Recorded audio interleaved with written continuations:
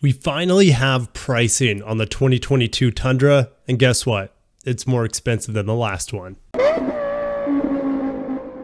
Jumping right into it, MSRP starting at $35,950.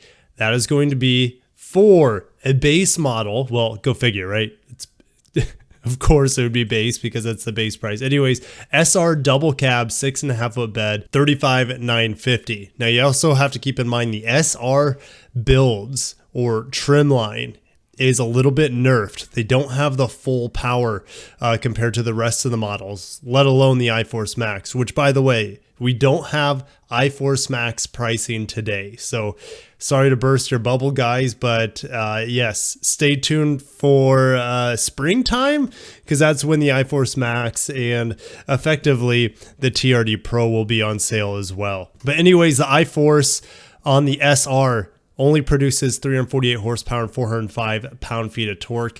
If you want the full fat 389, 479, you have to go to the Sr5 trim and higher. So what is the cheapest Sr5 trim? Well, it's looking maybe around 40K, and that does not have the Crew Max, the larger cab 4-door version. But keep in mind, those prices that I just mentioned are 4x2. They're not 4x4 or all-wheel drive models. So for most of us, we're looking at starting on this line. So the cheapest 4x4 model looks to be an SR at $41,000. Now, my favorite pickup truck starts at $47,115. That was the SR5, but it also had the TRD Sport Package on top of it, which is going to cost obviously more than what we see here at the $47,115. It's still probably one of the best values out there. The SR5 Crew Max 6.5 foot bed, 4x4 at around $47K. The most expensive model coming in on the list at $61,000 is a 4x4 1794,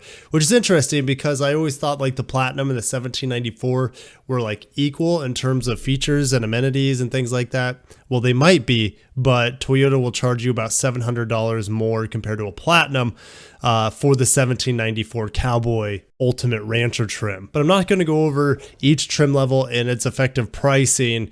You guys, if you want to pause, go ahead and do that. So I'm recording this the day after you guys have just seen the initial pricing. Toyota had just sent this, so I'm kind of amending my video.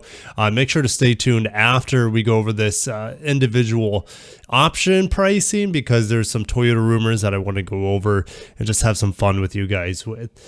So this is the tiny font. I'm sorry I can't really make it any bigger for you guys. The panoramic roof is going to cost you $1,350. That's $1,350. Power running boards also cost the same.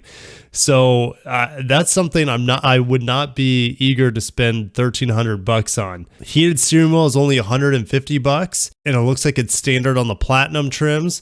And if you're looking at how this shakes out, it looks like we have the SR, the SR5 up top, and then the Limited, the Platinum, and the 1794, the higher trims down here at the bottom. Getting the air suspension on the SR5 is going to set you back $650. Now, if you want an SR5 with some of the TRD packages, it gets kind of convoluted here. So the TRD off-road package is anywhere from $1,120 on the two-wheel drive variant, which I'm surprised there's TRD off-road with rear-wheel drive only. And then also you can get it on the all-wheel drive models for $2,090. Now, if you want the TRD off-road premium, it's going to set you back significantly more, $3,210 or $4,180, depending on whether it's front rear-wheel drive or 4x4. Now, my favorite package, or one of my favorite packages, the Sr5 Trd Sport Package, which comes in at $2,190. So that's kind of the more bargain TRD package because it's not really suited for off-roading. You're not going to get the rear differential lock or anything like that like you do in the TRD off-road. But there's also a TRD Sport Premium, which is going to come in at $4,280, and that looks like it can also be had on the two-wheel drive models. Now, it doesn't say which package on here has the large 14-inch screen. My guess that it would probably be the advanced technology package, which is going to run you about $2,500 to $1,500 depending on the configuration of truck you get. But it could also be a part of the premium audio package, which is $1,145. But strangely, if we go down to the higher trims, there's the premium JBL audio, which is $645, which is a whole lot less than the $1,145 premium audio on the SR5.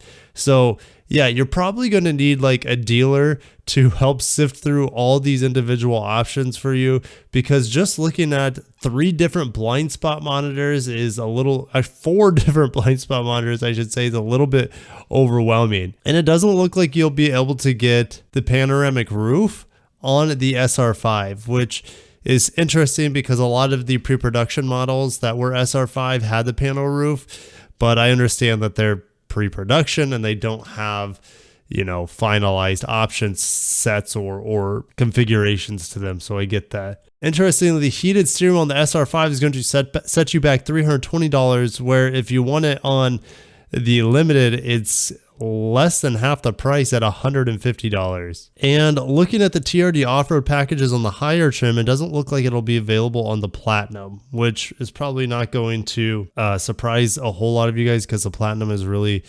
reserved for street use. And of course it's available on the 1794 because there have been many pre-production models with the TRD off-road on it. So feel free to pause it. I'm not going to go over any more of the individual options for pricing. I hope you guys enjoyed this portion of it. It's a little overwhelming to me. It's a ton of information. But one of the things I wanted to know was, what's the Sr5 Trd Sport Package? What's that going to cost? And if you get the base one, it's $2,190. If you get the TRD Sport Premium, and again, I don't know what differentiates the two, that one's going to set you back $4,280. Anyways, guys, let's get back to In the Past Kirk, because he's going to talk about some Toyota rumors that are floating about. And while I have you guys here, there are rumors swirling about leaks coming from the dealer meeting that happened about a month or so ago. So I feel like discussing that while I have your guys' attention, because it's a Toyota focused video, and take this with a grain of salt. The original post was taken down, so sometimes that kind of gives evidence that it might be true. So believe what you want, but we're going to talk about this. And we're over at Gear Patrol. Apparent Toyota leak details Corolla hot hatch, which we're already expecting, and a Land Cruiser replacement. That kind of has my interest peaked. And this was posted on Reddit. I went over to that Reddit post and it was deleted. So go figure. But it is recounting the brand's recent dealer meeting, and it could shed some light on their lineup in the next year or so. There is nothing on the new 4Runner or Tacoma, which probably means we're not getting a new 4Runner or Tacoma next year, which I was not expecting. So sorry to burst your bubble if you guys were unrealistically expecting a 4Runner or Tacoma next year. But Toyota should have some exciting developments in the near future if you'll be in the market for an off-road SUV, three-row family crossover, or a roaring hot hatch. I think a lot of this we already know, but let's read into this. The first one is Gazoo Racing, or the GR Corolla hatchback with 300 horsepower. These are all rumors we've heard for a long time, and it's more than likely coming. We just don't know exactly when. I'm going to say probably we'll have an announcement by summer of 2022. But what's strange is that they're saying it's manual only. That's not the strange part. But what is that there's a rear seat delete, and I hope that's not the case, because what's the point? If they're taking out the rear seats, it should be called the GRMN, which is their top of the line racing / track focused vehicle. If you take out the rear seats, it totally defeats the purpose of having a hot hatch, right? The whole point of a hot hatch is practicality and having fun at the same time. If you take out the rear seats, it's just a complete facepalm, right? I'll see what you guys think about that in the comments. Toyota will soon debut the Grand Highlander, which is no surprise. This is an announcement already from Toyota when they said at the Indiana plant they'll be producing a large 3-row crossover and also a large Lexus 3-row crossover. We also have trademarks for Grand Highlander. So that fits really well. And if you look at the TX trademark, that seems to be the Lexus variant of this 3-row crossover. And then the new Sequoia sounds like America's Land Cruiser. And to me, this makes more sense than ever and kind of explains why the Land Cruiser didn't come here. Well, we do get the LX, but when Lexus unveiled the LX and gave us an F-Sport street model instead of an off-roading model, it left me like bashing my head against the wall. So what is going on is that they're going to take the Sequoia, and now that the Sequoia is going to be produced alongside the Tundra, as well, it will be produced on the new TNGA-F platform, which shares with the LX, which shares with the Land Cruiser 300, as well as, you know, the Prado, the future Prado coming, and the GX for that matter. So yeah, essentially Toyota will be building a Sequoia here in the United States that will be a more family-oriented Land Cruiser. And you might be saying, Kirk, that's heresy because Land Cruisers only come from Japan and, you know, the build quality, etc. Yeah, but could you imagine a Land Cruiser that's better suited for families here in America and still has 95+% of the off-roading prowess as the Japanese built Land Cruisers? That sounds pretty amazing. But they're saying it will look more rugged and borrow heavily from the new Tundra. Of course, it's going to be produced in the same plant that I was just in San Antonio, Texas, the home of Tundra, as well as Sequoia now, as the new one will be built there. The letter says the Sequoia will get the same engines, 3.5-liter twin-turbo V6, 389 horsepower, 479 pound-feet of torque, as well as the iForce Max, which is the 437 horsepower and 583 pound-feet of torque. The Sequoia would also get a new capstone luxury trim like the Tundra, which has been essentially spy-shotted, as well as I've heard about it from certain sources. Like, it's going to come. I don't know why we don't know about it. They'll probably announce it when they announce the iForce Max pricing and availability in spring. That would be my guess. If you're going to have a flagship, it has to be on the flagship powertrain, right? I know the TRD Pro is kind of that already, but the capstone is going to be the equivalent, but for more street ability would be my guess. This might be the most interesting bit out of all this, is that the Avalon will be replaced by a Sedan Plus. And they have a Cross Tour here. Yes, rest in peace, right? So Toyota's dropping the Avalon, obviously, after the 22 model year. I already brought that up. Toyota will replace it with the new Toyota Crown, and that will be a Sedan Plus vehicle. The letter describes it as a mixture of a sedan and SUV with higher roof lines and a low stance. That means it could look something like a Honda Cross Tour, which I mean, the Cross Tour was kind of ahead of its time, and I still see them every once in a while, but they're just such a funny looking vehicle. And I hope the new Avalon, or whatever they could call it the Crown here in the United States. That would be amazing, but I highly doubt it. If you tuned in a couple weeks ago, you know that this is the latest rendering coming out of Japan on the new Crown. And could this be the Sedan Plus that they're talking about? I hope it looks more like this than a Cross Tour, which is lifted and has a weird looking lift back and profile to it. So I hope it looks more like this, which I don't know. Some of you guys probably don't like the look of this either, but to me, it looks better than a Cross Tour. It looks a little bit more like an Audi A7, which is not a bad thing, but it seems to be like the trend to copy the A7 because it's just a phenomenal vehicle, phenomenal looking vehicle as well. So hopefully it's nothing like this, which is a Crown SUV, which has been rumored as well. That would be a complete travesty. What would be the point? What would be the point of making the Avalon and the Crown a crossover when there are so many other crossovers already in the lineup? I think having a liftback like this makes the most sense because Toyota doesn't have really anything like that in its lineup. We're still not done. A new Prius will give people what they want, and we'll see about that because people have been wanting a fully electric Prius, but Toyota has decided not to use the Prius name for electric vehicles. Instead, they want to use BZ for Beyond Zero, the BZ4X, which I still haven't made a video on. I still don't know what to say about it. There's a lot of, anyways, the Prius. What about the Prius? It'll get sleeker. and more futuristic. Go figure. The Prius has always kind of looked sleek and futuristic, whether people have liked it or not.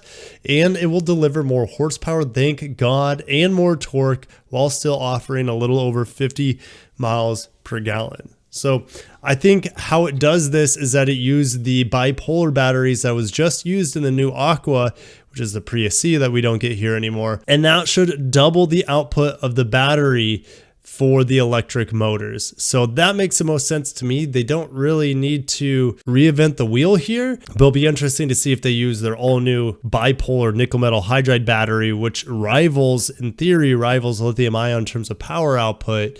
But I don't think it has the same power density, but maybe it'll keep the pricing down on the Prius and we have a faster Prius because of the new output of the battery. But that is the end of what was supposedly leaked in this dealer leak over on Reddit. I think a lot of it makes sense. The biggest question mark to me would be the Avalon and the Sedan Plus.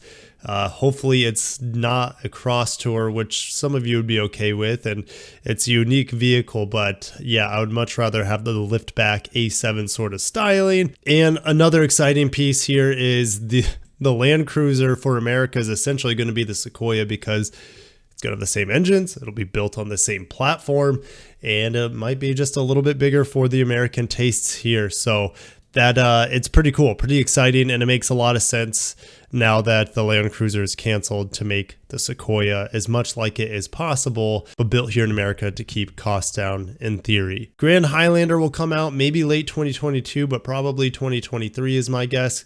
And Corolla, GR Corolla, hopefully they don't have that rear seat delete. That would be completely pointless unless it's like a dealer option, is that you could have the dealer remove those rear seats. That would make sense to me. But anyways, guys, that should be in the summer of 2022, the GR Corolla.